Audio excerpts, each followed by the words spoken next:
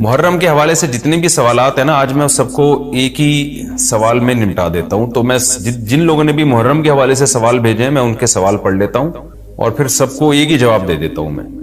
تو پہلا سوال ہے جی، محرم میں کالے کپڑے پہننا. یہ محمود صاحب نے انڈیا سے پوچھا ہے کہ محرم کے مہینے میں بلیک کپڑے پہننا کیسا ہے. اچھا، ایک اور سوال محرم کے حوالے سے پوچھا ہے جی، محرم میں نکاح کرنا کیسا ہے. یہ سوال پوچھا ہے جی ظہور احمد نے کشمیر سے کہ اگر شادی محرم یا سفر کے مہینے میں کی جائے کیسا ہے. کچھ لوگ کہتے ہیں کہ ٹھیک نہیں ہے. اچھا بھائی آگے چلتے ہیں ہم. 10 محرم کو کون کون سے نبی کو نجات ملی. یہ سوال پوچھا ہے جی ام محمد نے. انہوں نے پوچھا ہے کہ جی کیا ان سب باتوں کی کوئی اصل ہے کہ آدم علیہ السلام کو آسمانوں سے 10 محرم کو اتارا گیا، حضرت نوح علیہ السلام کی کشتی اسی دن ٹھکانے لگی، حضرت ابراہیم علیہ السلام کو 10 محرم کو آگ میں ڈالا گیا، اس کی کیا حقیقت ہے. آگے ایک اور سوال پڑھ لیتے ہیں ہم. کیا قیامت محرم میں آئے گی؟ کیا قیامت 10 محرم کو قائم ہوگی؟ محمد فہد نواز ڈیرہ اسماعیل خان سے. اچھا جی آگے پوچھتے ہیں جی عاشورہ کے روزے کی فضیلت. یوم عاشورہ کے روزے کا کیا حکم ہے؟ محمد اقبال جموں کشمیر سے. اسی طرح عاشورہ کے دن کے حوالے سے ایک سوال پوچھا ہے جی 10 محرم کے ساتھ ایک دن کا روزہ ملانا، کیا صرف یوم عاشورہ کا روزہ رکھا جا سکتا ہے یا 10 محرم کے ساتھ 9 یا 11 کا روزہ ملانا بھی ضروری ہے؟ یہ سوال پوچھا ہے جی ساجد صاحب نے کراچی سے. عاشورہ میں قضا روزے کی نیت کرنا، کیا کسی کے قرض روزے رہتے ہوں اور وہ عاشورہ کے دن میں قضا روزے کی نیت بھی کر لے تو وہ قضا روزہ ہو جائے گا یا نہیں؟ یہ محمد اسماعیل نے راول پنڈی سے پوچھا ہے جی محرم کے دنوں میں روزے رکھنا، یعنی محرم کے عام دنوں میں روزے رکھنا. یہ سوال پوچھا ہے جی کیا محرم کے پہلے تمام 10 دنوں میں روزے رکھ سکتے ہیں؟ یہ صوبیہ ناز صاحبہ نے پوچھا ہے کرناٹک انڈیا سے. 10 محرم کو دسترخوان وسیع کرنا، یہ بڑا دلچسپ سوال ہے، اس میں میرا خیال ہے سب کو بہت زیادہ دلچسپی ہوگی. 10 محرم کے دن دسترخوان وسیع کرنے کی کیا فضیلت ہے جبکہ 10 محرم کو روزہ رکھا جاتا ہے؟ 10 دن میں کچھ کھاتے پیتے نہیں اور افطار کے وقت 11 محرم شروع ہو جاتی ہے، تو اس حدیث پر کس طرح عمل کیا جائے گا؟ عائشہ صاحبہ نے کراچی سے پوچھا ہے.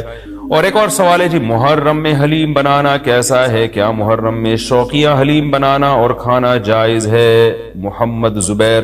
اور اسی سے ملتا جلتا ایک سوال ہے جی حلیم کا تلفظ کیسے کریں؟ سبحان اللہ، یہ محرم میں لوگ حلیم بنائیں گے تو کچھ حلیم کو دلیم کہہ رہے ہوں گے، کچھ سلیم کہہ رہے ہوں گے، کچھ وسیم کہہ رہے ہوں گے.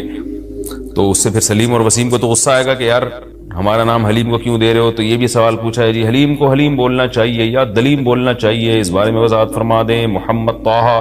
یہ سارے محرم اور محرم سے ملتے جلتے سوال تھے آج کے سیشن میں، تو میں نے کہا ایک ہی دفعہ میں سارے سوالات میں پڑھ لوں، پھر ایک ہی دفعہ میں ان سب کے جوابات ہو جائیں تو اچھا ہے. دیکھیں محرم کے بارے میں غلط فہمیاں بہت ساری ہیں. پہلے تو میں یہ عرض کروں محرم کی اسلام میں فضیلت کیا ہے اور کیوں ہے یہ فضیلت. رسول اللہ صلی اللہ علیہ وسلم نے فرمایا کہ محرم کو آپ صلی اللہ علیہ وسلم نے شہر اللہ قرار دیا ہے. صحیح حدیث ہے کہ آپ صلی اللہ علیہ وسلم نے فرمایا، صحیح مسلم کی حدیث ہے کہ رمضان کے روزوں کے بعد سب سے زیادہ جو روزے افضل ہیں وہ شہر اللہ المحرم، اللہ کے مہینے محرم کے، یعنی اللہ کی طرف اس محرم کی نسبت کی جا رہی ہے. تو یہ ایک بڑی فضیلت کی چیز ہے. اور قرآن میں جن 4 مہینوں کو محترم قرار دیا ہے، عرب ان مہینوں میں جنگ و جدال کو حرام سمجھا کرتے تھے کہ یار یہ ناجائز ہے، اس میں جنگ نہیں کرنی چاہیے، ان مہینوں کا احترام لازم ہے. ان میں 4 مہینوں میں محرم بھی ہے. محرم، رجب، ذی الحجہ، ذی قعدہ، ذی الحجہ، یہ 4 مہینے ہیں جو محترم ہے، لیکن اس میں پھر رجب بھی داخل ہے اور ذی قعدہ بھی اور ذی الحجہ بھی، تو یہ بھی ہے. اور 10 محرم کے روزے کی بڑی فضیلت ہے. آپ صلی اللہ علیہ وسلم نے فرمایا 1 سال کے گناہوں کی معافی کا ذریعہ بنتا ہے. لیکن آپ نے فرمایا کہ یہودیوں کی مشابہت نہ کرو، کیونکہ یہودی 1 روزہ رکھتے ہیں تو ہم 9 10 یا 10 11 2 روزے ملائیں گے. تو یہ محرم کی فضیلت ہے. اور یہ کیوں ہے اس کی ہمیں وجہ معلوم نہیں ہے. جیسے کسی نے ابھی بھائی نے سوال پوچھا نا ایک کہ اس میں کوئی واقعات ہوئے تھے، تو پہلے میں بتا دوں 10 محرم میں جب نبی صلی اللہ علیہ وسلم نے محرم کے مہینے کی یہ فضیلت بیان کی تو اس کو کسی واقعے کی بیس پہ بیان نہیں کی ہے. اس بارے میں جتنے واقعات ہمارے پاس منقول ہیں کہ آدم علیہ السلام جنت سے زمین پہ آئے تھے، یا قیامت آئے گی اس دن، یا یہ کہ اور پتہ نہیں کیا کیا ابراہیم علیہ السلام کو آگ میں ڈالا گیا، یہ سب من گھڑت ہیں، اس کی کوئی حقیقت نہیں ہے، موضوع روایتیں۔ البتہ اس دن موسیٰ علیہ السلام اور بنی اسرائیل کو فرعون سے نجات ملی تھی، اس بارے میں روایت سندن بہتر ہے، یعنی اس کو مستند روایت کہا جا سکتا ہے۔ تو وہ یہ کہا جا سکتا ہے کہ 10 محرم کو موسیٰ علیہ السلام اور بنی اسرائیل کو اللہ نے فرعون سے نجات دی تھی، اسی بیس پہ یہودی روزہ رکھا کرتے تھے اس دن۔ تو یہ روایت کے علاوہ باقی جتنے بھی واقعات ہیں سب من گھڑت ہیں۔ باقی حضرت حسین رضی اللہ تعالی عنہ کو جو کربلا میں شہادت ملی ہے، وہ تو 10 محرم، وہ تو فضیلت تو اسلام میں پہلے سے تھی، تو حضرت حسین رضی اللہ تعالیٰ عنہ کا واقعہ تو بعد میں ہوا ہے، تو اس سے حضرت حسین کی شہادت کو اور فضیلت مل گئی کہ آپ کو ایک مقدس دن میں اللہ تعالیٰ نے شہادت عطا فرمائی ہے۔ تو اب کیا مسئلہ ہے، اب میں جو ہے نا نمبر وار سوال پڑھ کے بتاتا ہوں، نمبر وار جو ہے نا، تاکہ وہ بحث ہماری گچ مچ نہ ہو جائے۔ ابھی سارے سوال میں نے اکٹھے پڑھ لیے تھے تاکہ آپ کو پتا چلے کہ آج محرم کے بارے میں کیا معلومات ہم شیئر کریں گے، کیا مسائل میں بتاؤں گا۔ محرم میں کالے کپڑے پہننا، یہاں سے ہمارے سوالات شروع ہوئے تھے۔ محمود صاحب نے انڈیا سے پوچھا تھا، دیکھیں کالے کپڑے کسی بھی وقت پہنے جا سکتے ہیں، کالے کپڑے پہننے کے ناجائز ہونے کی ہمارے پاس کوئی دلیل نہیں ہے۔ سفید کو پسند کیا گیا ہے، نبی صلی اللہ علیہ وسلم نے فرمایا سب سے زیادہ پسندیدہ لباس وہ سفید ہے۔ کفنوا فیہا موتاکم، اپنے مردوں کو بھی اسی میں دفن کیا کرو، اس لیے سفید لباس کو آپ صلی اللہ علیہ وسلم نے افضل قرار دیا، اس میں پاکیزگی زیادہ ہے۔ باقی نبی صلی اللہ علیہ وسلم نے مختلف رنگوں کے کپڑے پہنے، اس کی علماء وجہ یہ بیان کرتے ہیں کہ اس زمانے میں غربت تھی، آپ نے سفید لباس کو پسند تو کیا لیکن نبی کے لیے ہر وقت سفید لباس کا انتظام کرنا آسان نہیں تھا، غربت تھی، لباس پہن لینا ہی بڑی بات ہوتی تھی کہ لباس مل جائے کسی کو۔ کتنے واقعات ہیں کہ ازار ہے تو قمیض نہیں ہے، قمیض بڑی مشکل سے کسی کو ملتی تھی، کچھ چادر نہیں ہے اوپر پہننے کی، اتنی غربت کا عالم تھا۔ تو اس میں آپ صلی اللہ علیہ وسلم یہ تکلف کرتے کہ ہر قیمت پہ میرے لیے سفید لباس لے کر آؤ، تو یہ آپ صلی اللہ علیہ وسلم کے مزاج میں جو سادگی تھی یہ اس کے خلاف تھا۔ تو آپ نے دنیا میں تکلف نہیں کیا، جو جیسا لباس ملا پہن لیا، پسند سفید کو کیا۔ لہذا آج کیا ہے کہ آج اللہ نے لوگوں کو مالی وسعتیں دی ہیں، تو جو لوگ سفید لباس کا معمول بنا سکتے ہیں ان کے لیے افضل یہی ہے کہ وہ سفید لباس پہنا کریں، کیونکہ نبی صلی اللہ علیہ وسلم نے ہمیں اس کی ترغیب دی ہے۔ خود کیوں نہیں پہنا، اس میں تکلف تھا، یعنی پراپر انتظام کرنا مشکل تھا، تو جو آیا پہن لیا آپ صلی اللہ علیہ وسلم نے، کیونکہ ایک چیز مشکل ہے اس میں اتنا تکلف کرنا، یہ خود بھی تو نبی کے مزاج کے خلاف ہے۔ تو اس لیے ہم کہتے ہیں کہ بھئی جو ملے پہن لو، لیکن اگر لوگ آج کل تو لباسوں میں تکلف ویسے ہی بہت ہو رہا ہے، تو آپ نے جب سلوانے ہی ہیں، خریدنے ہی ہیں، تو سفید کو ترجیح دیں آپ، اس میں پاکیزگی زیادہ ہے، اس میں طہارت زیادہ ہے۔ آپ سفید لباس کے عادی ہو گئے، آپ سے کلر والا لباس پہنا نہیں جائے گا۔ میں نے تو 15-20 سال میں نے سفید لباس پہنا ہے، تو مجھے پتا ہے کہ پھر کلر والا لباس نہیں پہنا جاتا، سفید میں پاکیزگی اتنی ہے۔ اب میں پہنتا ہوں کلر والا لباس، وہ وجہ اس کی ہے کہ بعض دفعہ گھر والوں کا اصرار ہوتا ہے، بعض دفعہ کیمرے کی ریکوائرمنٹ ہوتی ہے، وہ کیمرہ سفید لباس کو کیچ نہیں کر پا رہا ہوتا، وہ کیمرہ مین کہہ رہا ہوتا ہے بھائی کوئی اور کلر، کوئی اور کپڑے پہن کے وغیرہ وغیرہ۔ تو خیر میرا عمل تو کوئی حجت نہیں ہے، لیکن افضل یہی ہے کہ سفید لباس کو ترجیح دی جائے، پہنا جائے۔ اور علماء صلحاء اکثر عموماً ہم نے دیکھا ہے کہ سفید لباسی کو ترجیح دیتے ہیں، کلر والا بھی جائز ہے لیکن بہتر یہ۔ تو محرم میں بھی سفید ہی ہے، سفر میں بھی سفید ہی ہے، ربیع الاول میں بھی سفید ہے، تو محرم میں سفید کے بالکل الٹ کر لینا، کالا پہن لینا، یہ تو بالکل سفید کے اپوزٹ ہو گیا نا۔ تو ہم یہ نہیں کہہ رہے کہ کالا لباس پہننا ناجائز ہے، لیکن آپ سفید سے اگر آپ نے یوٹرن لیا بھی تھا تو گرے پہ آ جاتے، گرین پہ آ جاتے، ایک دم آپ بلیک پہ آ گئے، تو بہرحال یہ یعنی کراہت سے خالی نہیں ہے، اس کا معمول بنا لینا۔ تو ناجائز میں نہیں کہہ رہا، تھوڑا سا ناپسندیدہ ہے کہ آپ سنت پر عمل نہیں کر رہے تو سنت کے بالکل اگینسٹ تو نہ جائیں نا آپ، یعنی بالکل ہی کالا پہن لیں تو بالکل اس کے اپوزٹ ہے۔ جائز ہے کالا پہننا بھی، لیکن بہتر بہرحال نہیں ہے۔ اور محرم میں کالا پہننا تو ہماری رائے میں بالکل ناجائز ہے، کیونکہ یہ شیعہ حضرات کی اپنی ایک رائے ہے، ان کی اپنی ایک دلیل ہے، ان کا اپنا ایک کانسیپٹ ہے، وہ یہ ہے کہ محرم میں حضرت حسین شہید ہوئے تھے تو ایک بڑے غم کی بات تھی، تو ہم غم منانے کے لیے کالا کپڑا پہنتے ہیں۔ تو ان کا مسلک ہے، وہ جیسے مسلک پہ اپنے عمل کرنا چاہیں وہ اللہ کے سامنے جواب دہ ہوں گے۔ ہم کسی کے مسلک پہ طنز نہیں کر رہے، ہم کوئی فرقواریت اور تشدد کی بات کرنا مناسب نہیں ہے، ملکی حالات اس کے متحمل نہیں ہیں۔ لیکن میں اہل سنت والجماعت حضرات سے کہتا ہوں کہ آپ یہ فیصلہ کریں بھائی، آپ یا تو پورے شیعہ ہو جائیں یا پورے سنی ہو جائیں۔ تو اگر آپ اہل سنت والجماعت کو فالو کرتے ہیں، اور اہل سنت والجماعت کے ہاں جو قرآن اور حدیث اور صحابہ یہ حجت ہے، تو ہمیں تو قرآن و حدیث میں کہیں بھی نہیں ملتا کہ غم میں تم کالے کپڑے پہنو یا غموں کو مناؤ۔ قرآن میں کیا ہے؟ الذین اذا اصابتہم مصیبۃ قالوا انا للہ وانا الیہ راجعون. اہل ایمان کو جب کوئی مصیبت پہنچتی ہے تو وہ کہتے ہیں ہم اللہ ہی کے لیے ہیں اور ہم نے اللہ ہی کی طرف لوٹ کر جانا ہے. وہ صبر کرتے ہیں. حضرت حسین رضی اللہ تعالی عنہ کی شہادت یہ بہت بڑا غم ہے، بہت بڑا غم ہے، لیکن اس غم کو ہر سال منانا، اس کے لیے شرعی دلیل کی ضرورت ہے. اہل بیت کی تعلیمات کو فالو کیا جائے گا. آپ کسی کی محبت میں اس کی تعلیمات کو نہیں توڑ سکتے. اہل بیت کی بھی یہی تعلیمات ہیں کہ صبر سے کام لینا چاہیے ہمیں. اور غم منانا بھی اگر کسی کا ہونا، جیسے آپ کے والد کا انتقال ہو گیا، تو اس میں بھی شریعت آپ کو اجازت نہیں دیتی کہ آپ کالے کپڑے پہنے غم منانے کے لیے، بلکہ اس میں بھی شریعت کیا کہتی ہے کہ غم پہ صبر کریں. جو آنسو آپ روک سکتے ہیں اس کو بہائیں نہیں، اور صبر کریں. غیر یعنی اختیاری طور پر جو آپ کو رونا آ رہا ہے وہ معاف ہے. تو جب غم پہنچا ہو اس وقت شریعت آپ کو غم کے طور پہ کالے کپڑے پہننے کی اجازت نہیں دے رہی.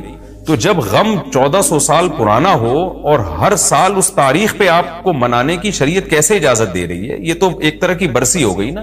نبی صلی اللہ علیہ وسلم کے وفات سے بڑا غم کو اس امت کو ہوگا. ربیع الاول میں آپ صلی اللہ علیہ وسلم کی وفات ہوئی، لیکن ربیع الاول ہر سال آتا تھا. صحابہ، تابعین، تبع تابعین، خود اہل بیت کیا اس ربیع الاول میں کوئی غم مناتے تھے؟ بالکل بھی نہیں. اس مہینے میں شادیاں بھی کرتے تھے، جو خوشی کی بات ہوتی تھی اس پہ خوشی بھی مناتے تھے. تو ہمیں نہیں ملتا کہ صحابہ، تابعین یا خود اہل بیت نے، یا سیدنا حسن اور حسین رضی اللہ عنہما یا سیدنا علی ابن ابی طالب رضی اللہ عنہ کی یہ تعلیمات ہو کہ غم کو ہمیں منانا ہے کالے کپڑے پہن کے یا کسی بھی طریقے سے اسلام میں غم منانے کی آپ کو اجازت نہیں ہے. بعض لوگ یہ دلیل دیتے ہیں کہ حضرت حسین رضی اللہ تعالیٰ عنہ کا غم تو نبی نے بھی منایا ہے، اور نبی صلی اللہ علیہ وسلم نے جب یہ بتایا کہ امت میرے نواسے کو شہید کرے گی تو آپ رونے لگے. دیکھیں جب نبی کو اطلاع ملی تھی تو آپ غمزدہ ہوئے تو آپ کا رونا بالکل بجا تھا. تو کسی کو یہ اطلاع ملے کہ فلاں جگہ یہ واقعہ ہو گیا ہے، اس پہ اس کو غم ہوا ہو اور وہ رو لیتا ہے تو اس میں کوئی حرج نہیں، یہ تو نیچرل ہے.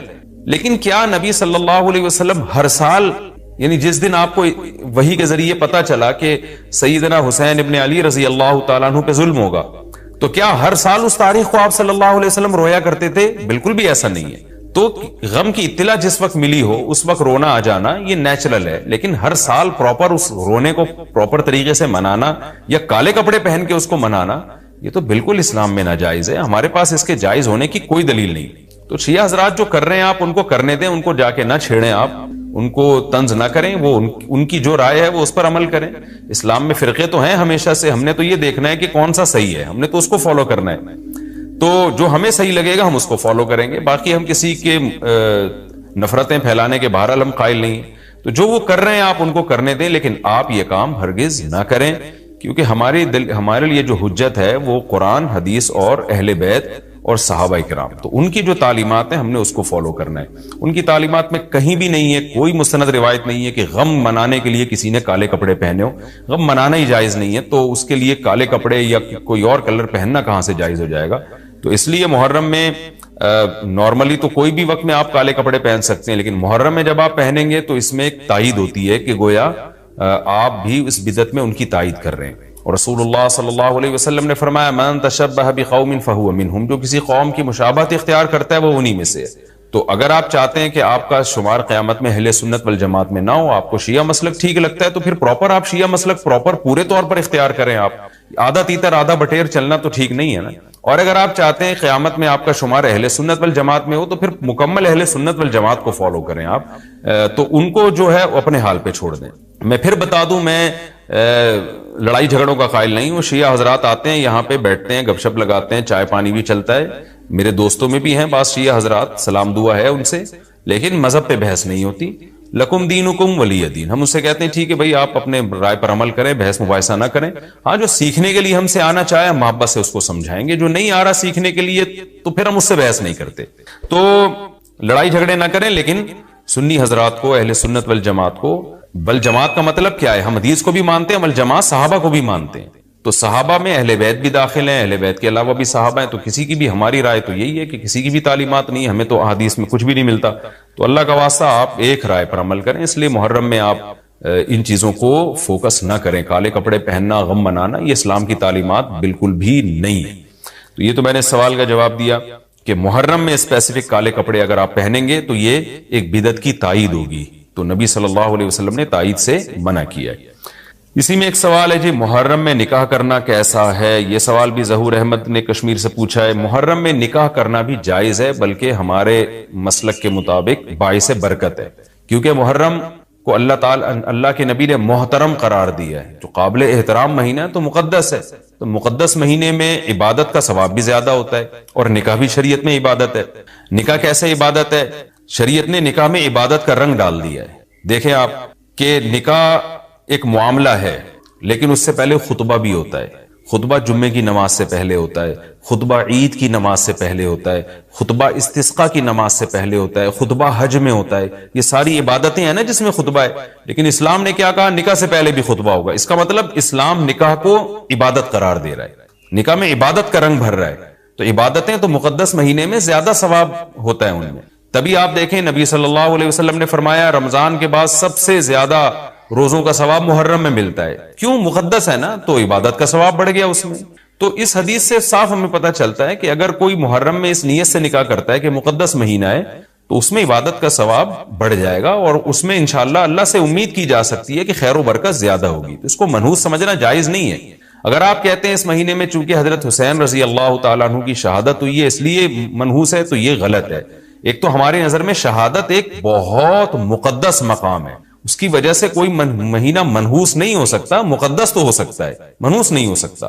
دوسری بات یہ کہ یکم محرم سے لے کے 29 یا 30 ذی الحجہ تک اسلامی تاریخ میں کوئی ایسا دن نہیں ہے جس میں کسی مقدس شخصیت کی شہادت نہ ہوئی ہو یا کسی پہ ظلم نہ ہوا ہو۔ اگر آپ تاریخ کے اوراق اٹھا کے دیکھیں، ہر مہینے ہر تاریخ کو کوئی نہ کوئی اسلام میں اچھا واقعہ بھی ہوا ہے اور برا واقعہ بھی ہوا ہے۔ حضرت عثمان رضی اللہ تعالیٰ عنہ کی شہادت ہوئی باغیوں کے ہاتھوں، خود نبی صلی اللہ علیہ وسلم کی وفات ہوئی ربیع الاول میں، اور بھری ہوئی ہے نا اسلامی تاریخ۔ حضرت علی رضی اللہ تعالیٰ عنہ کی شہادت ہوئی۔ تو ان تمام شہادتوں کے آپ ایام نکالیں، ان کے مہینے نکالیں، کوئی مہینہ نہیں بچے گا۔ تو اس بیس پہ اگر آپ کہتے ہیں کہ اس مہینے میں نکاح پسندیدہ نہیں ہے، پھر تو پہلی تاریخ سے لے کے سال کی آخری تاریخ تک کوئی تاریخ بھی ایسی نہیں ہے کہ جس میں انسان نکاح نہ کرے۔ اس کا مطلب پھر آپ کنوارے چھڑے چھاٹی گھومتے رہیں، اور مسلمانوں کی پھر گروتھ ریشو تو میرا خیال ختم ہو جائے گا، مر جائیں، کہاں پیدا ہوں گے لوگ۔ اور اگر آپ کہتے ہیں کہ نہیں جی کسی شخصیت کے کسی دن میں انتقال کر جانے سے یا شہید ہو جانے سے یا اس پہ ظلم ہونے سے وہ دن منحوس نہیں بنتا، تو پھر 10 محرم بھی منحوس نہیں ہے۔ 10 محرم میں بھی آپ نکاح کر سکتے ہیں، اور محرم کے بقیہ تاریخوں میں بھی آپ نکاح کر سکتے ہیں۔ اور روایات میں ہمیں ملتا ہے کہ بعض بڑے بڑے حضرات تھے جن کے محرم کے مہینے میں نکاح ہوئے۔ میں اس بحث میں نہیں جاؤں گا، پھر اس میں تاریخی روایات ہیں، کوئی کہتا ہے فلاں تاریخ تھی، کوئی کہتا ہے، پھر لوگ اس پہ ایک غیر ضروری بحث میں چلے جاتے ہیں، لیکن ہمیں ایسے واقعات ملتے ہیں۔ تو اس لیے اس بارے میں، اور پھر شریعت میں جلد نکاح کی ترغیب ہے۔ نکاح کو ڈیلے کرنا یہ شریعت میں پسندیدہ کام نہیں ہے۔ اس بیس پہ تو ڈیلے کیا جا سکتا ہے نکاح کہ آپ کو رشتہ سمجھ میں نہیں آ رہا، مشورے کر رہے ہیں، لیکن جب ایک دفعہ رشتہ سمجھ میں آ جائے تو اسلام کا حکم یہ کہ اس میں جلدی کی جائے۔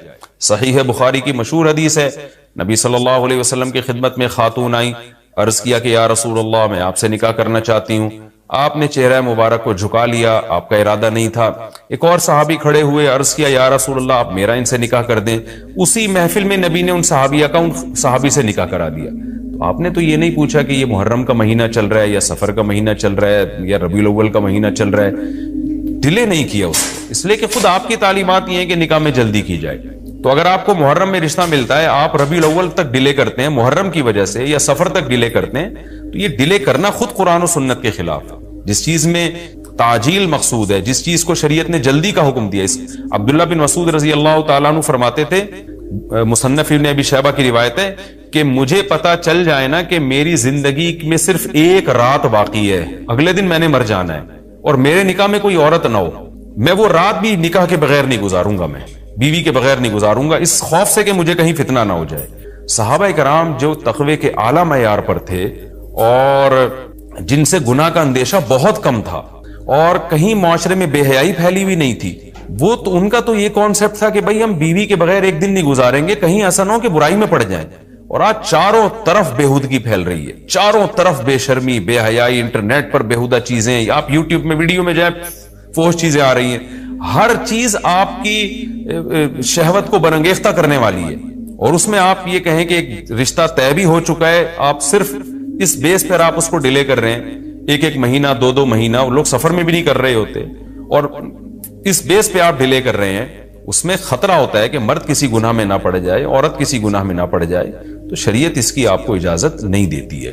اور پھر اس میں یہ بھی ہوتا ہے کہ اگر آپ ڈیلے کرتے ہیں تو منگنیاں توڑنے کا شیطان کو موقع بہت ملتا ہے۔ میرے سامنے ایسے درجنوں واقعات ہیں، رشتہ طے ہوا لیکن جی چونکہ محرم ہے یا سفر آ رہا ہے تو ہم ربیع الاول میں کریں گے، یا منگنی کو کسی بھی وجہ سے ڈیلے کر دیا، تو جب منگنی ڈیلے ہوتی ہے، یعنی نکاح ڈیلے ہوتا ہے، منگنی ہو گئی، نکاح کو ڈیلے کر رہے ہیں آپ، اس میں شیطان پھر دونوں کو لڑواتا ہے، منگنیاں ٹوٹتی ہیں، اکثر نفرتیں پھیلتی ہیں، غلط فہمیاں، بدگمانیاں شیطان کو پھیلانے کا موقع ملتا ہے۔ اس لیے شریعت میں تو منگنی کا لفظ ہی نہیں ہے، شریعت میں ہے خطبہ۔ خطبہ کا مطلب نکاح کا پیغام بھیجا، ان کو جب سمجھ میں آ گیا تو فوراً نکاح کر دیا، بیچ کا کوئی راستہ نہیں اللہ نے رکھا۔ تو چاہے وہ محرم ہو، چاہے وہ سفر ہو، چاہے وہ ربیع الاول ہو، چاہے وہ ربیع الثانی ہو۔ ہاں کوئی اس وجہ سے ڈیلے کر رہا ہے نکاح، کوئی واقعی شرعی عذر ہے اس کو، وہ بہت سارے مسائل ہیں، لیکن محرم کا ہونا بہرحال کوئی شرعی عذر نہیں ہے، تو اس لیے ہم اس میں نکاح کو جائز سمجھتے ہیں، باعث برکت سمجھتے ہیں۔ پھر میں بار بار بتا رہا ہوں کہ جو وہ شیعہ حضرات جو کر رہے ہیں ان کو کرنے دیں، میں آپ کو آپ کے مسلک کی بات بتا رہا ہوں۔ ہم جو قرآن و سنت کو اور اصحاب رسول کو فالو کرتے ہیں اور اہل بیت کو بھی مانتے ہیں، ہم ان کی بات کر رہے ہیں۔ وہ بھی دعویٰ کرتے ہیں کہ ہم مانتے ہیں، تو ان کو ان کے دعوے پہ رہنے دیں، ہم تو وہی بات کریں گے جو ہمیں صحیح لگے گی۔ اچھا بھائی، یہ بھی ایک سوال پوچھا ہے جی، 10 محرم کو کون کون سے نبی کو نجات ملی؟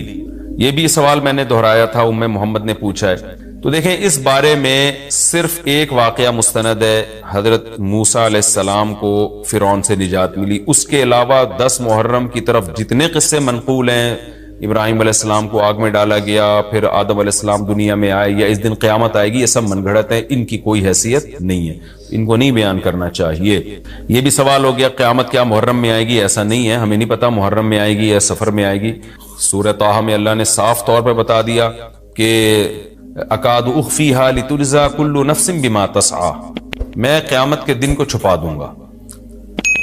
اللہ نے کسی کو نہیں بتایا کس دن آئے گی، وہ آئے گی تو اچانک آئے گی۔ اچانک وہی چیز ہوتی ہے جس کی ڈیٹ کا ہمیں علم نہیں ہوتا۔ لا تأتیکم الا بغتہ، قرآن کہتے ہیں اچانک آئے گی، تو اچانک کا مطلب اس کی ڈیٹ اللہ نے، اس کا سال، اس کا مہینہ اللہ نے ہمیں نہیں بتایا، تبھی تو اچانک آئے گی وہ۔ اچھا بھائی، عاشورہ کے روزے کی فضیلت جموں کشمیر سے پوچھا محمد اقبال نے، وہ میں نے آپ کے سامنے بیان کر دی۔ نبی صلی اللہ علیہ وسلم نے فرمایا 1 سال کے گناہوں کا کفارہ ہے۔ اچھا یہ بھی اسی میں پوچھتے ہیں کہ لوگ کہ 2 دن کے روزے ضروری ہیں یا 1 دن کا بھی روزہ رکھ سکتے ہیں؟ تو بعض علماء کی رائے یہ کہ اس زمانے میں 1 روزہ بھی جائز ہے، کیونکہ نبی صلی اللہ علیہ وسلم نے یہودیوں کی مشابہت کی وجہ سے حکم دیا تھا کہ 2 ملاؤ۔ اب یہودی یہ روزہ نہیں رکھتے، جو ہمیں جہاں تک نالج ہے، تو اب چونکہ وہ رکھتے ہی نہیں ہیں، لہذا اب 1 روزہ بھی اگر کوئی رکھ لے تو بھی ٹھیک ہے، 2 اچھا ہے، نہیں رکھا جاتا تو 1 بھی رکھ لے تو بھی امید ہے انشاءاللہ ثواب ملے گا۔ اچھا اس میں یہ بھی پوچھا ہے، دسترخوان پہ میں ابھی آ رہا ہوں، دسترخوان محرم میں وسیع کرنا کیسا ہے؟ لوگ وہ دسترخوان پہ کان لگا کے بیٹھے ہوں گے، وہ دسترخوان کب آئے گا مارکیٹ میں؟ اچھا یہ بھی ایک سوال پوچھتے ہیں لوگ کہ جیسے بھائی نے پوچھا کہ 2 یعنی قضا روزے کی نیت کرنا، یہ راولپنڈی سے محمد اسماعیل نے پوچھا تھا۔ خوب سمجھ لیں، جن دنوں کا بھی کوئی فضیلت ہے نا روزہ رکھنے کی، جیسے پیر جمعرات کے روزے کی فضیلت ہے، ایام 20 کے روزے کی فضیلت ہے، اسی طرح 10 محرم کے روزے کی فضیلت ہے، اسی طرح 9 ذی الحجہ کے روزے کی فضیلت ہے، ان میں آپ قضا کی نیت نہیں کر سکتے۔ اگر قضا روزے کی نیت کی تو قضا روزے کا ثواب ملے گا، اس دن کے ثواب سے آپ محروم ہو جائیں گے۔ خوب سمجھ لیں، شوال کے 6 روزوں میں بھی ایسا ہی ہے۔ خواتین کیا کرتی ہیں، مینسز کی وجہ سے جو رمضان کے روزے چھوٹ گئے، انہوں نے کہا چلو شوال کے 6 روزے کی نیت بھی کر لو اور رمضان کے قضا روزے کی نیت بھی کر لو، تو گریوی میں دونوں کام ہو جائیں گے۔ تو ایسا نہیں ہے، ایک ہی ہوگا، یا تو قضا رکھیں یا نفل۔ اگر قضا روزے رکھے تو پھر وہ نفل کا ثواب نہیں ملے گا، نفل رکھے تو قضا کا ثواب نہیں ملے گا۔ ان روزوں میں تداخل نہیں ہوتا، نفل اور قضا روزے جمع نہیں ہو سکتے، تو اس لیے عاشورہ کے دن عاشورہ کی نیت ہی کریں، قضا پھر پہلے یا بعد میں رکھ لیں۔ اچھا جی، اب میں آتا ہوں جی محرم میں دسترخوان وسیع کرنا کیسا ہے؟ اس بارے میں ایک روایت ہے کہ عاشورہ کے دن جو اپنے اہل و عیال پر دسترخوان وسیع کرے گا، ان کو کھلائے گا، تو اللہ اس کے رزق میں برکت دیں گے۔ یہ روایت سند کے لحاظ سے کمزور ہے، بعض علماء کی رائے یہ ہے کہ اگرچہ کمزور روایت ہے مگر فضائل میں چلتی ہے، تو کوئی اچھی نیت سے دسترخوان وسیع کر دے، وسیع کر رہا ہے نا، کوئی یتیم کے منہ سے نوالا تو نہیں چھین رہا نا، کھلا ہی رہا ہے، تو اگر کوئی گھر والوں پہ اس دن اچھا کھلا دے گا تو اس میں کیا حرج ہے؟ بعض علماء کی یہ رائے ہے، وہ بھی اصحاب علم ہے. لیکن بندہ ایک کو ہمیشہ سے ایک اشکال رہا ہے کہ جب ایک بالکل بے غبار صحیح حدیث ہمارے سامنے موجود ہے تو اس کے مقابلے میں ایسی کمزور روایت کو ہم کس بیس پہ ترجیح دے سکتے ہیں؟ ہمارے سامنے جو بے غبار اور بالکل مستند حدیث ہے، جس کی سند پہ کوئی کلام نہیں ہے، وہ ہے روزہ. عاشورہ کے دن روزہ رکھنا چاہیے. روزہ اور دسترخوان آپس میں جمع نہیں ہو سکتے. یعنی عاشورہ کے دن جب آپ دسترخوان وسیع کریں گے تو روزہ کیسے رکھیں گے؟ تو بعض لوگوں نے یہ تعویل کی ہے کہ افطاری میں کر لیں آپ. تو افطاری میں تو 10 تاریخ نہیں رہے گی نا، 11 شروع ہو جائے گی، وہ تو 11 محرم ہو جائے گی. بعض لوگوں نے یہ کہا کہ جی 9 محرم کو جب سورج غروب ہو تو عاشورہ کی رات کو دسترخوان وسیع کر لیں. تو حدیث کے ظاہر سے تو عاشورہ کا دن معلوم ہوتا ہے کہ جب عاشورہ والا دن شروع ہو چکا ہو، یعنی صبح صادق کے بعد. یعنی حدیث میں تکلفات کرنے پڑ رہے ہیں، اس کی تعویلات کرنی پڑ رہی ہیں. تو اس بارے میں علامہ ابن تیمیہ رحمہ اللہ کی رائے ہمیں بہت صحیح معلوم ہوتی ہے. انہوں نے یہ لکھا ہے کہ اصل میں ہوا یہ تھا کہ جب شیعہ حضرات نے عاشورہ کے دن کو منحوس سمجھنا شروع کر دیا کہ یہ منحوس دن ہے اور اس میں غم کا دن ہے، تو بعض سنیوں نے ان کے مخالفت میں نا اس کو خوشی کا دن منانا شروع کر دیا. یعنی ہوتا ہے نا، آپ کسی کی مخالفت میں حد سے تجاوز کرتے ہیں، تو انہوں نے خوشی کے دن کے لیے اس میں کھانے پینے کی روایتیں گڑھ لی، کھاؤ پیو کھلاؤ پلاؤ، تاکہ بالکل ان کی مخالفت ہو. تو حقیقت یہی معلوم ہوتا ہے کہ چونکہ صحیح حدیث میں روزے کا تذکرہ ملتا ہے اور روزہ اور کھلانا پلانا جمع نہیں ہو سکتے. اگر یہ جو دوسری عاشورہ کے میں کھانا کھلانے والی حدیث بھی بالکل بے غبار اور مستند ہوتی نا، تو ہم دونوں کو جمع کر کے تعویلات کر لیتے کہ جی افطار میں کھلا دو اور سارا دن روزہ رکھو، یا نابالغ بچوں کو دن میں کھلا دو اور بڑوں کو روزہ رکھوا دو. تو ہم تعویلات کرتے اگر یہ اسی ٹکر کی حدیث ہوتی. لیکن یہ کمزور حدیث ہے، تو اس کو اتنی صحیح مستند روایت کے مقابلے میں ہم کیسے لا سکتے ہیں؟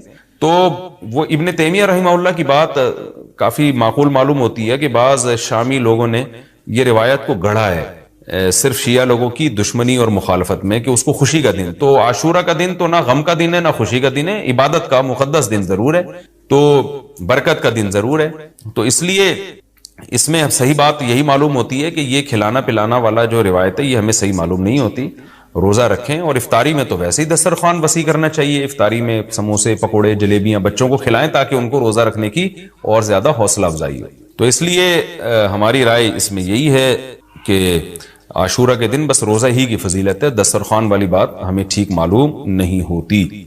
کیونکہ اس کے مقابلے میں جو ہے نا، دسترخوان والی حدیث کے مقابلے میں زیادہ صحیح حدیث ہے جو روزہ تو کھانا پینے سے اجتناب کا نام ہے، اور افطاری میں تو ویسے ہی آدمی کھا لیتا ہے، وہ اس کے لیے پھر ضرورت نہیں ہے الگ سے ہمیں کسی روایت کی. اچھا بھائی، اور بھی محرم کے حوالے سے لوگ سوال پوچھتے ہیں. کالے کپڑے بھی ہو گئے، اور کیا رہ گیا بھائی؟ حلیم رہ گیا. حلیم محرم میں حلیم بھی بناتے ہیں لوگ، تو بے اصل چیز ہے، بدعت ہے. کوئی ثواب سمجھ کے کریں گے، بدعت ہے. بعض لوگ کہتے ہیں ہم ثواب سمجھ کے نہیں کر رہے، ویسے ہی سب بنا رہے ہیں تو ہم بھی بنا رہے ہیں. تو بدعت کی تائید تو ہو رہی ہے نا. آپ پورا سال پڑا ہے حلیم کھانے کے لیے، آپ کو کیا مصیبت ہے کہ آپ محرم میں دیگ پکائیں؟ پورے سال کیوں نہیں پکا رہے تھے آپ؟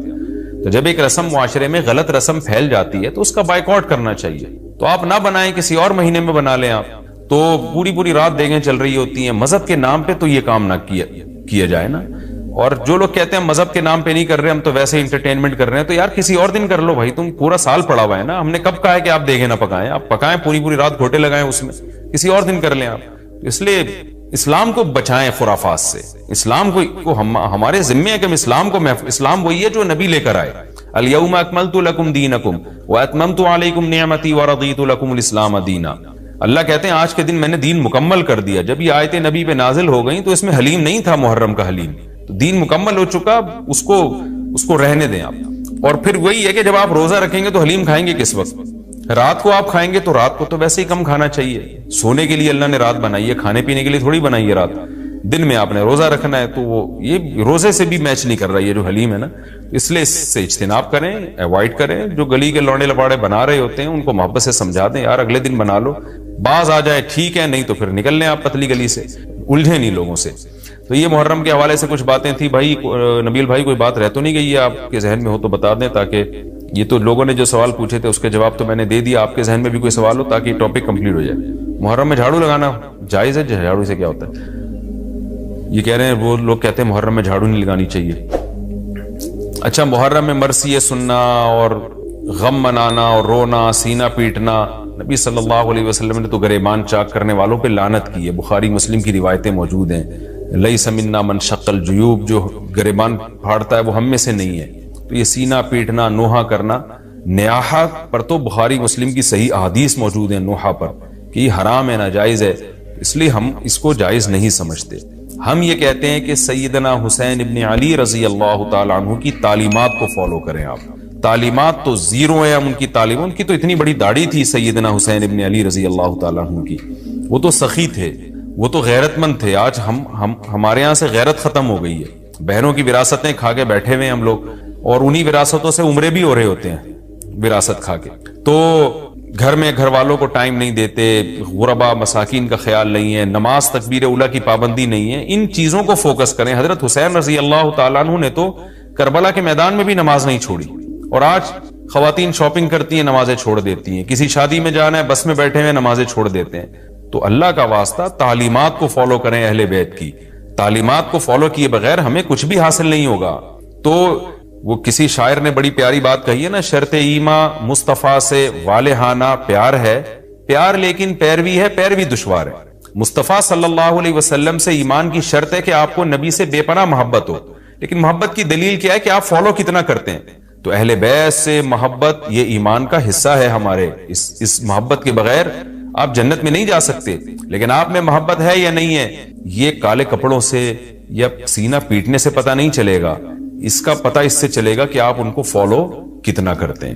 تو یہ چند احکامات تھے، لوگوں نے سوال پوچھے تھے مسائل میں، تو میں نے ان کے جوابات دے دیے. اور کچھ مسائل محرم کے حوالے سے اور بھی ہیں، پھر وہ بعد میں یاد آتے ہیں. ہاں حلیم کو حلیم کہنا، یہ بھی ایک سوال تھا. لوگ کہتے ہیں کہ جی حلیم اللہ کا نام ہے، تو کھانے پینے کی چیز کو ہم حلیم کیوں کہتے ہیں؟ دیکھیں، جب اللہ کے لیے لفظ حلیم استعمال کیا جاتا ہے اس کا مفہوم کچھ اور ہوتا ہے، جب دیکھ کے لیے استعمال کیا جاتا ہے اس کا مفہوم کچھ اور ہوتا ہے. تو اس میں کسی کا تصور بھی نہیں جاتا کہ میں اللہ کا نام لے رہا ہوں. یہ بالکل ایسے ہی ہے جیسے اردو میں صلواتوں کا مفہوم کچھ اور ہے. ہم کہتے ہیں اتنی صلواتیں سنا کے چلا گیا، حالانکہ صلوات تو درود کو کہتے ہیں اور نماز کو بھی کہتے ہیں صلات. تو اب کیا یہ لفظ استعمال جائز نہیں ہوگا؟ ظاہر ہے جائز ہے. اردو میں اس کا مفہوم کچھ اور ہے، عربی میں اس کا مفہوم کچھ اور ہے. بلکہ بعض دفعہ ایک ہی زبان میں ایک لفظ دو مختلف معنوں کے لیے استعمال ہو رہا ہوتا ہے، تو اس میں کوئی بھی پابندی نہیں لگاتا. جاریہ عربی میں باندی کو بھی کہتے ہیں، جاریہ عربی میں کشتی کو بھی کہتے ہیں، اور جو ہے اس طرح کی اور بہت ساری مثالیں ہمیں ملتی ہیں کہ ایک ہی لفظ مختلف معنوں کے لیے استعمال ہو رہا ہے. عین عربی میں آنکھ کو بھی کہتے ہیں، عین عربی میں گھٹنے کو بھی کہتے ہیں، عین عربی میں جاسوس کو بھی کہتے ہیں، عین عربی میں چشمے کو بھی کہتے ہیں، عین عربی میں سورج کی ٹکیا کو بھی کہتے ہیں، عین عربی میں سونے کو بھی کہتے ہیں. تو اس طرح بہت سارے نام مختلف معنوں میں استعمال ہوتے ہیں. موسیٰ کا جو لفظ ہے عربی میں استرے کو کہتے ہیں، بلیڈ جس سے حلق کیا جاتا ہے نا، حاجی لوگ جو سر منڈواتے ہیں اس کو موسیٰ کہتے ہیں. حالانکہ موسیٰ جو ہے حضرت موسیٰ علیہ السلام کا نام بھی ہے.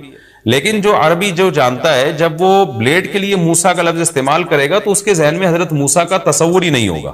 اور جب حضرت موسیٰ علیہ السلام کے لیے موسیٰ علیہ السلام موسیٰ کا لفظ استعمال کرے گا تو بلیڈ کی طرف اس کا دماغ ہی نہیں جائے گا. تو اس لیے یہ بالکل مضبوط بات نہیں ہے کہ حلیم چونکہ اللہ کا نام ہے لہذا وہ دیکھ کے لیے استعمال نہ کیا جائے. جب اللہ کا نام ہے تو اس میں دماغ ادھر نہیں آتا دیکھ کی طرف. جب دیکھ کے لیے استعمال کیا جاتا ہے تو اللہ کی طرف ذہن نہیں جاتا. یہ بالکل ایک الگ الگ معنی میں استعمال ہوتا ہے. تو اس لیے اتنا تکلف نہیں کریں جتنی جو لا تشددوا فیشدد اللہ علیکم. صحیح حدیث ہے، اللہ نے نبی نے فرمایا اپنے اوپر خامخواہ کی پابندیاں مت لگاؤ ورنہ اللہ بھی لگانا شروع کر دے گا. اللہ بھی تمہارے اوپر پابندیاں لگائے گا. اللہ کیسے لگائے گا؟ یعنی اللہ بھی تمہیں مشکل میں ڈال دے گا. تو جتنا ہمیں اجازت دی گئی ہے اس کے اندر رہنا چاہیے ہمیں، اور خامخواہ میں ایسی کھود کرید کر کے اپنے اوپر پابندیاں لگواتے چلے جانا مشکل ہو جائے گا نا. اب حلیم ہی مشہور ہو گیا ہے تو اب آپ اس کو کیسے دلیم بولیں گے؟ وہ کچھ اور نہ اٹھا کے دے دے آپ کو. تو اس میں کوئی حرج نہیں ہے کہ کیونکہ لغت بتاتی ہے، زبان بتاتی ہے کہ کس وقت کس لفظ کا کیا معنی ہے.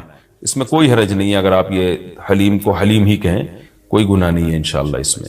اچھا بعض لوگ یہ بھی کرتے ہیں، یہ کسی نے سوال پوچھا ہے، یہ ہمارے کیمرہ مین نے ہی پوچھا ہے، نبیل بھائی نے، کہ مجھے تو یقین نہیں آ رہا کہ ایسا بھی کرتے ہیں، لیکن یہ بتا رہے ہیں کہ بہت سارے سنی حضرات یہ کرتے ہیں کہ محرم میں امام بارگاہوں میں جا کے منتیں مانتے ہیں اور پھر اگلے سال ان منتوں کو پورا بھی کر رہے ہوتے ہیں جو بھی انہوں نے منتیں مانی ہوتی ہیں. تو دیکھیں یہ بھی حرام اور ناجائز عمل ہے.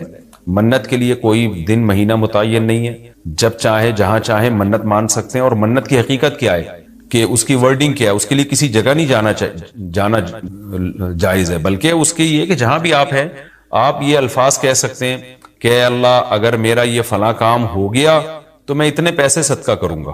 اے اللہ اگر میرا یہ فلاں کام ہو گیا تو میں اتنے روزے رکھوں گا. اے اللہ اگر میرا مریض ٹھیک ہو گیا یا میری بیماری ٹھیک ہو گئی تو میں اتنی رکعت نماز پڑھوں گا. اس طرح کی منتیں ماننا جائز ہے. اس کے لیے امام بارگاہ یا مسجد یا کسی مزار پہ جانا حرام ہے. خوب سمجھ لیں، یہ گھر بیٹھے بیٹھے ہو سکتا ہے، یعنی اس کا کوئی جگہ شریعت نے منت کے لیے متعین نہیں کی ہے. اسپیشل اس کام کے لیے آپ مسجد جا رہے ہیں کہ یہ سوچ کے کہ وہاں جا کے منت مانوں گا تو شاید منعقد ہوگی، ایسا نہیں ہے. منت کہیں بھی ہو جاتی. ہاں کوئی مسجد میں نماز کی نیت سے جائے کہ 2 رکعت پڑھ کے اللہ سے دعا مانگوں گا تو ایک الگ بات ہے، اس کے لیے مسجدیں ہیں. تو مزار تو اس کے لیے بھی نہیں ہے، وہ تو وہاں بالکل ہی حرام ہے. تو اس لیے آپ بدعت کی تائید میں امام بارگاہ جاتے ہیں اور وہاں منتیں مانتے ہیں تو یہ حرام ہے، ناجائز ہے. اس سے منت پوری نہیں ہوگی بلکہ الٹا اللہ کی طرف سے عذاب آ سکتا ہے آپ کے اوپر، کیونکہ اللہ نے جو کام جس طرح سے بتایا اسی طرح سے ہوگا.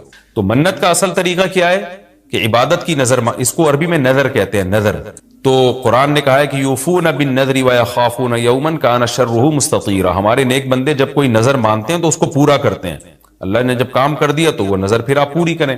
تو اس کا طریقہ کیا ہے کہ آپ گھر میں بیٹھے جہاں بھی ہیں آپ زبان سے یہ الفاظ دہرا دیں کہ اے اللہ اگر میرے مریض کو شفا مل گئی یا میں ٹھیک ہو گیا یا میں امتحان میں پاس ہو گیا تو میں اتنے پیسے صدقہ کروں گا یا کروں گی، یا اتنی رکعت نماز پڑھوں گا یا پڑھوں گی، یا اتنے روزے رکھوں گا یا رکھوں گی. اس طرح کی عبادت کی نظر ہوتی ہے، اس کے علاوہ نہیں ہوتی. بعض لوگ یہ نظریں مان رہے ہوتے ہیں کہ میرا یہ کام ہو گیا تو داتا دربار پہ اتنی دیگیں چڑھاؤں گا. یہ نظر پوری کرنا بھی حرام ہے. کام ہو بھی جائے تو دیگیں چڑھانا جائز نہیں ہے. بعض لوگ یہ کہہ رہے ہوتے ہیں کہ یہ کام ہو گیا تو امام حسین کے نام کی یا غوث اعظم کی نام کی اتنی دیگیں نکالوں گا. یہ سب غلط چیز ہے. صدقے کی نظر ہوتی ہے اللہ تیرے نام پہ میں اتنے غریبوں کو کھانا کھلاؤں گا. یہ نظریں ہوتی ہیں صدقے کی، جو اللہ کے لیے ہوتا ہے صدقہ.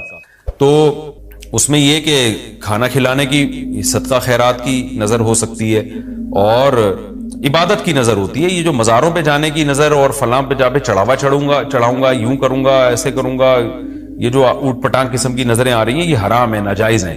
اس کی کوئی حیثیت نہیں ہے شریعت میں. ان کو پورا کرنا بھی واجب، نہ صرف یہ کہ واجب نہیں ہے بلکہ جائز ہی نہیں ہے. تو گھر بیٹھے بیٹھے جب چاہیں آپ نظر مان سکتے ہیں. زبان سے کہیں گے تو نظر ہوگی، دل میں نہیں ہوتی. لیکن شریعت نے منت ماننے کو بہرحال پسند نہیں کیا ہے.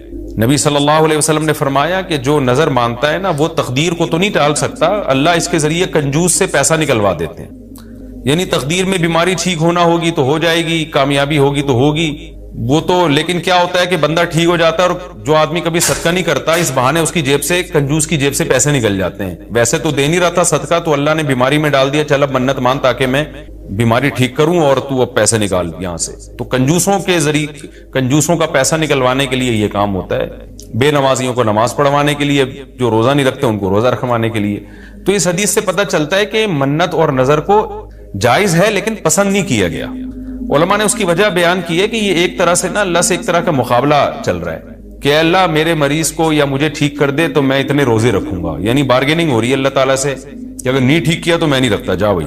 اے اللہ اگر میں پاس ہو گیا نا تو میں 1 لاکھ روپے صدقہ کروں گا، اگر نہیں ہوا تو ہم بھی صدقہ نہیں کر رہے. تو ایک طرح کا نا مقابلہ چل رہا ہے. عبدیت یہ ہے کہ اللہ تو مجھے پاس کرے گا تو بھی 1 لاکھ روپے دوں گا، نہیں کرے گا تو بھی 1 لاکھ روپے دوں گا، اس لیے کہ میں تو تیرا بندہ ہوں. لیکن تو مجھے ویسے ہی پاس کر دے امتحان میں، چاہے میں لاکھ دوں یا نہیں دوں، میں تو تیرا بندہ ہوں، میں تو فقیر ہوں. فقیر بارگیننگ تھوڑی کرتا ہے. سیٹھ صاحب آپ نے مجھے اگر 100 روپے دیے نا تو میں بھی آپ کا فلاں کام بنا دوں گا. فقیر کہتے ہیں اللہ کے نام پہ 100 روپے دے دو، میں فقیر پھٹا پرانے کپڑے میرے، میں کیا کروں گا یار آپ کے لیے. تو اللہ سے بھی بھکاریوں کی طرح مانگنا یہ اللہ کو زیادہ پسند ہے. منت ماننا بھی جائز ہے لیکن پسندیدہ کام نہیں ہے. ہاں جس طرح سے امام بارگاہوں میں یا مزاروں میں جا کے منتیں مانی جا رہی ہیں وہ بالکل حرام ہے، بالکل ناجائز ہے. اور اس کے لیے محرم کا دن متعین کرنا یہ سمجھ کے کہ اس میں منت زیادہ پوری ہوگی یہ بھی حرام ہے، ناجائز ہے اور بدعت کی تائید ہے. اس سے آپ سب لوگ اجتناب کریں، اس سے گناہ ملتا ہے.